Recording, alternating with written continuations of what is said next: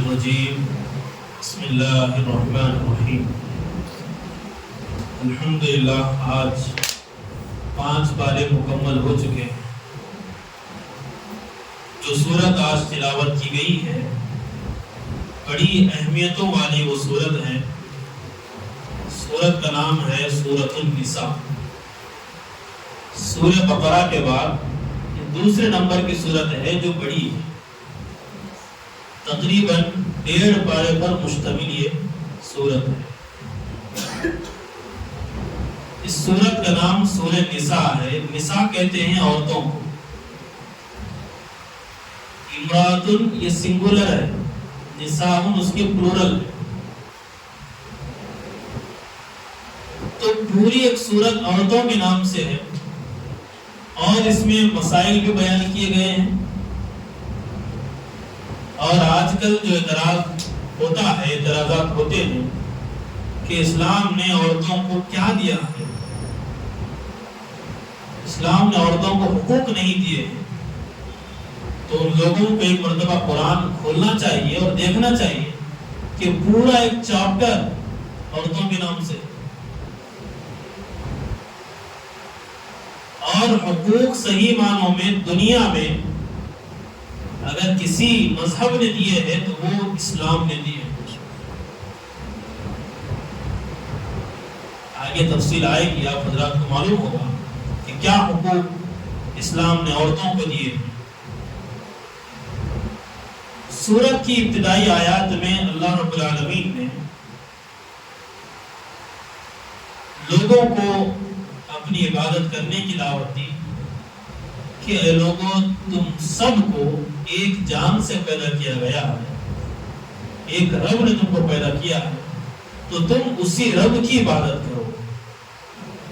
اس کے بعد آگے اللہ رب العالمین نے یتیم کے مال کی حفاظت کے بارے میں مسائل بیان کیے۔ اگر کسی کے والد فوت ہو جائیں، جو ان کے رشتہ دار ہیں، جو قریبی ہیں، تو ان کو چاہیے کہ ان کے مال کو بچا کر رکھے تاکہ بچے جب بڑے ہو جائیں تو وہ اس کا صحیح استعمال کرنے والے بنے۔ اگر کوئی ضمانت میں خیانت کرتا ہے،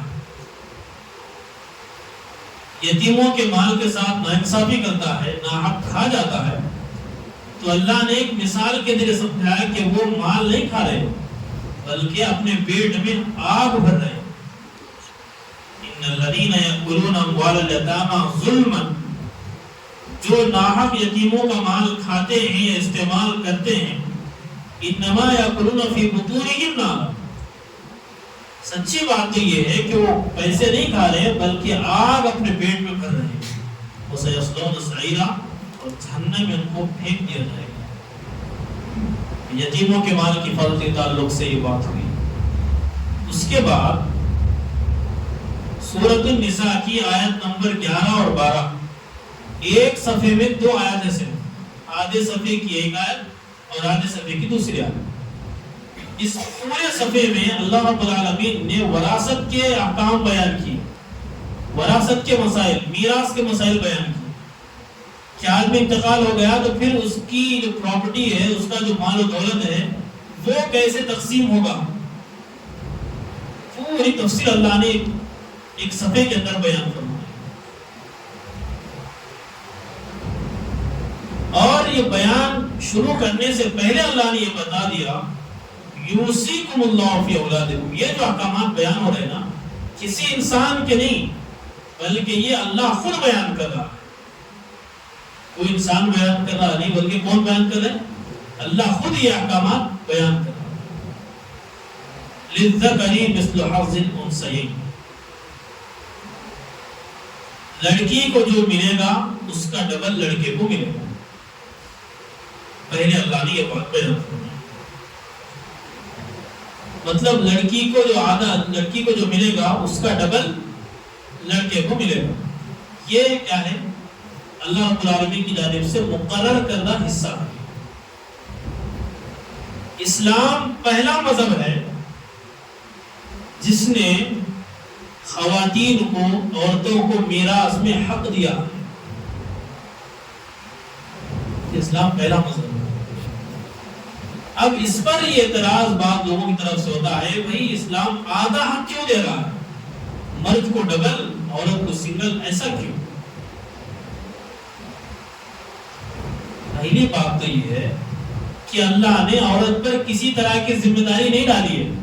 کسی کو پالنے کی پوسنے کی ذمہ داری اللہ نے، خرچہ اٹھانے کی ذمہ داری عورت کے ذمہ نہیں، مرد کے ذمہ.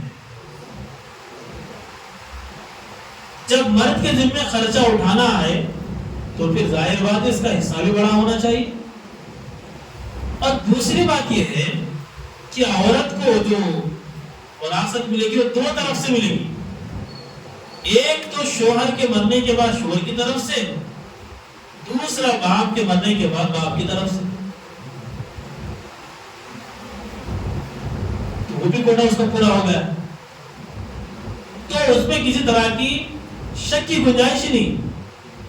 تو اللہ رب العالمین نے زور دیا ہے خواتین کو میراث دینے کے تعلق سے. باپ کی پراپرٹی میں بیٹیوں کا بھی حق ہے. بیٹوں کو اپنے ذہن میں یہ بات بٹھا لینی چاہیے، میں کمایا سو ہوں، میں کسی بھان کو نہیں دیتا، یہ نہیں چلتا. سب شروع میں بولا اللہ یوصیکم اللہ، یہ اللہ کا حکم ہے، کسی انسان کا نہیں. بابا کو بولے تو بچوں کو جو ہے یہ دینا، بھائی وراثت میں حصہ دینا، جہیز دیا نا آپ نے اسے، پھر کیا ضرورت ہے؟ کون جو بولے جہیز؟ جو دینے کی چیز نہیں وہ دیا، جو دینے کی چیز ہے وہ نہیں دے رہا. جہیز کہاں آ گئی بھئی ہے؟ یہ ہمارے معاشرے کی لعنت ہے جو چل رہی ہے. اصل تو باپ کے پراپرٹی میں سے حصہ ہے، بیٹی کے لیے جہیز نہیں. جہیز دیے تو بول کے فاتحہ پڑھ کے ختم ہو گیا، نہیں ہوتا. وہ جہیز دو نہیں دو تمہارا مسئلہ ہے، لیکن اپنی پراپرٹی میں سے بیٹیوں کو حصہ دینا ہے ہر باپ پر فرض ہے، ضروری ہے. اور اگر باپ کو اس بات کا خطرہ ہے کہ اس کے مرنے کے بعد اس کی پراپرٹی اس کے بیٹے صحیح تقسیم نہیں کریں گے، جھگڑے کریں گے، تو باپ کی ذمہ داری بلکہ باپ پر یہ واجب ہے کہ اپنے حین حیات میں اپنے پراپرٹی کو اپنے بیٹوں میں بیٹیوں میں تقسیم کرے. یہ ہے شریعت. آج جو جھگڑے ہیں وہ شریعت سے دوری کی وجہ سے. کون بڑا رہا پورا کا انہیں نکلا بنا، پوروں کا حق مان لیتا ہوں، میں یہ پیراس ہوں، میں وہ پیراس ہوں، میرا وہ قرضہ ہے، یہ قرضہ ہے، پورا پانی پھر آپ کو 51 روپے رکھتے ہو ہاتھ میں، لو تمہارے حصے کا یہ ہے وہ. قرآن مجید میں یہ وراثت کے احکام اللہ تفصیل سے بیان کرا ہے، اس میں کسی طرح کی چوک نہیں ہونا بولتی. لیکن افسوس کہ ہم اتنا ہی اس میں غفلتیں پڑے ہوئے ہیں. یہاں ہوا، پھر آگے چل کر اللہ نے آگے صفحے میں پھر بیان کیا. پھر سورت ختم ہوئی تو ختم بھی جو سورت ہو رہی ہے وراثت کے احکامات پر ہی ختم ہو رہی سورت. 3 جگہ اللہ نے 3 اسٹیپ میں بیان کیا اس کو. سب سے بڑا تو یہاں پورے ایک صفحے میں، آگے آدھے صفحے میں، پھر لاسٹ میں آدھے صفحے میں اللہ نے بیان کیا. بھائی جب کسی چیز کو اللہ اتنی اہمیت سے بیان کر رہا ہے تو اس پر ہمارا عمل بھی اتنی اہمیت سے ہونا چاہیے، لیکن ہمارا عمل اس پر اتنی اہمیت کے ساتھ نہیں ہو رہا. افسوس کی بات ہے. اللہ سے ڈرنا چاہیے. ایسا کہ کل یہ بات آئی کہ اسلام میں پورے کے پورے داخل ہو جاؤ. آدھا تیتر آدھا بٹیر والا مسئلہ اسلام میں نہیں ہے. مکمل اسلام کو فالو کرنا، تو اس کے اندر یہ میراث کے احکامات بھی آتے ہیں.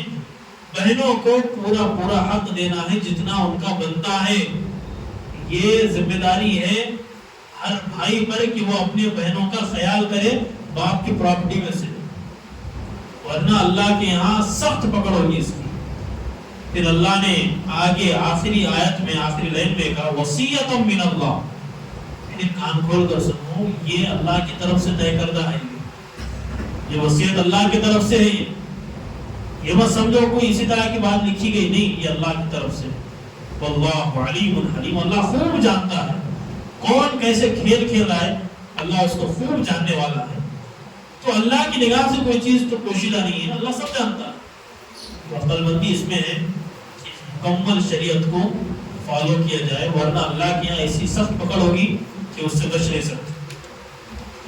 اور سورہ نساء میں دوسرا جو حکم بیان کیا گیا وہ محرمات کے تعلق سے ہے، نکاح کے تعلق سے، یعنی مرد کے لیے کن عورتوں سے نکاح کرنا حرام ہے ہمیشہ اور کن عورتوں سے وہ نکاح کر سکتا ہے، اس کو بیان کیا۔ ماں ہے، بیٹی ہے، بہن ہے،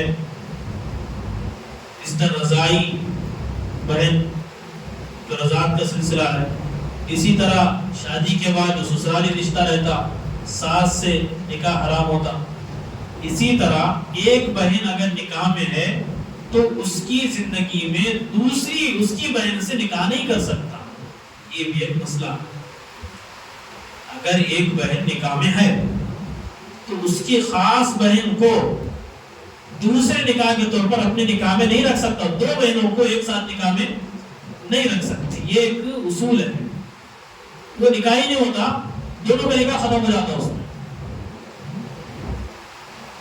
دو بہنوں کو ایک ساتھ ایک آدمی اپنے نکاح میں نہیں رکھ سکتا۔ ہاں انتقال ہو گیا اللہ نہ کرے تو پھر اس کی دوسری بہن سے وہ نکاح کر سکتا ہے، لیکن دونوں کو بیک وقت وہ نکاح میں نہیں رکھ سکتا، یہ حرام ہے، اللہ نے صاف طور سے بیان کیا۔ اور دوسری ایک اہم بات یہ ہے کہ آج کل ہمارے دیہاتوں میں رواج کم ہوا لیکن ہے بھانجی سے نکاح کرنے کا۔ ماموں کس سے نکاح کرتا ہے؟ بھانجی سے۔ ایک بہت ہمارے دیہاتوں میں ہے یہ چیز، تو یہ اس کی اجازت نہیں ہے۔ ماموں بھانجی سے نکاح نہیں کر سکتا، چاچا بھتیجی سے نکاح نہیں کر سکتا، یہ اصول ہے۔ تو جب نکاح کا مسئلہ آیا تو ان سب چیزوں کو دیکھنا چاہیے، ورنہ پھر ہماری زندگی گزر جاتی، پھر اللہ کی ناراضگی میں ہماری زندگی گزری، ہم کو خیال بھی نہیں رہتا۔ تو ہمارے دیہاتوں میں جو باتیں چل رہی، اگر ہمارے وہاں تک پہنچ جائے، اگر ایسا نکاح ہمارے ذہن میں ہے کہیں ہو رہا ہے تو فوراً اس کو روک لگانا چاہیے، یہ شریعت کے خلاف چیز۔ تو یہ ایک اہم بات تھی جو عرض کرنی تھی، کیونکہ جب حرام اور حلال کا مسئلہ آتا ہے تو وہاں پر بولنا ضروری ہے، سمجھانا ضروری ہے، ورنہ زندگی گزر جاتی، پتہ ہی نہیں چلتا کہ ہم اللہ کی ناراضگی میں زندگی گزار رہے ہیں۔ تو یہ پورا تفصیل سے آیت نمبر 30 میں اللہ رب العالمین نے ان عورتوں کا تذکرہ کیا ہے جو نکاح کے لیے مناسب نہیں ہے، جس سے نکاح نہیں ہو سکتا، وہ محرمات ابدیہ ہے، ہمیشہ ہمیشہ کے لیے وہ حرام ہے، ان سے نکاح بندہ کبھی بھی نہیں کر سکتا۔ اس کے بعد 5ویں پارے کی آخری آیت میں اللہ نے ایک بہت ہی اہم جملہ ہم لوگوں کے لیے بیان کیا ہے کہ جنت جہنم اللہ نے رکھی ہے، جو برائی کریں گے اس کا ٹھکانہ جہنم ہے۔ تو اللہ بندوں کو کہہ رہا ہے ما یفعل اللہ بعذابکم ان شکرتم وآمنتم، اے اللہ کے بندو اگر تم اللہ کی بات مان لو، اگر تم اللہ پر ایمان لاؤ تو تم کو عذاب دے کر اللہ کیا کرے گا؟ اگر تم اللہ کی بات مان لو، اگر تم ایمان لاؤ، اگر تم قدردانی کرو تو تمہارے کو عذاب دے کر اللہ کیا کرے گا؟ وَقَانَ اللَّهُ شَاكِرًا عَلِيمًا، اللہ بڑا قدردان ہے تمہارے اعمال کا۔ تو اللہ کو ضرورت ہی نہیں ہمیں عذاب دینے کی، یہ تو ہم اپنے اعمال کی وجہ سے وہ کر رہے ہیں، ورنہ اللہ صاف کہہ رہا ہے بھئی تمہارے کو عذاب دے کر کرے گا کیا؟ اللہ تو چاہتا ہے کہ تم جنت میں جاؤ، تو بات مان لو، ایمان لے آؤ، شکر تم اور قدردانی کرو جو کچھ اللہ نے دیا ہے، بس تمہارا ٹھکانہ جنت ہوگا۔ تو اللہ تعالیٰ سے دعا ہے اللہ تعالیٰ کہی گئی باتوں پر سب کو عمل کرنے کی توفیق عطا فرمائیں۔ وآخر دعوانا الحمدللہ رب العالمین۔